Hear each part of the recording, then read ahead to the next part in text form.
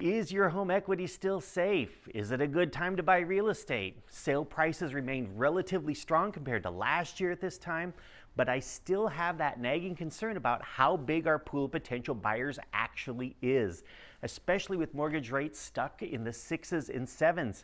It's time for the statistics-centered, no-fluff market update.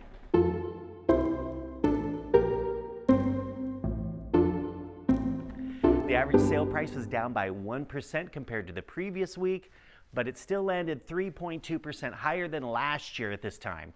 It's typical to see these numbers fluctuate from week to week, so for broader context, I looked back at March's sale prices. For the first half of the month, the average sale price was pretty much flat compared to 2023. It was up by like a meager 0.1%.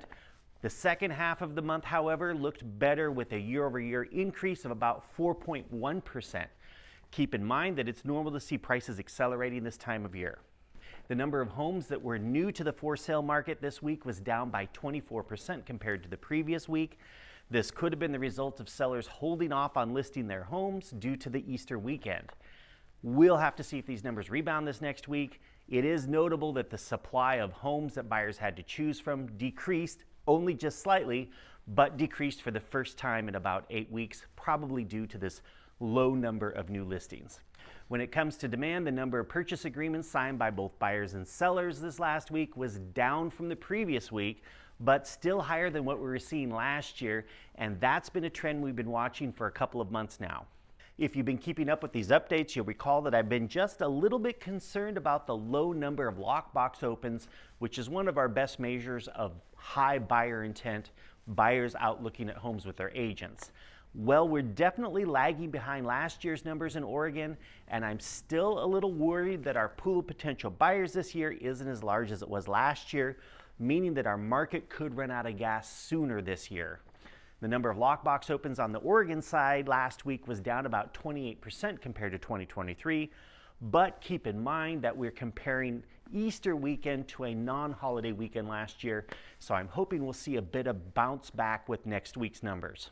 So what's going on with interest rates? Well, we got some inflation numbers last Friday. They came in pretty much as expected, but it still made a lot of analysts worried that we're not making enough progress with our inflation numbers to see a cut in the Fed funds rate in June.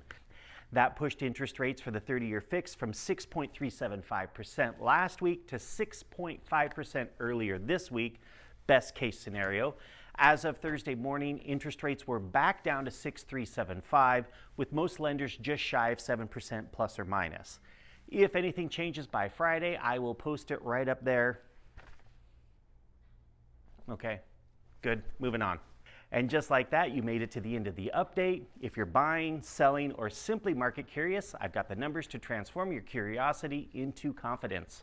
So please like this video and hit that subscribe button to stay informed, empowered, and ahead of the curve. And I'll catch you right here next week.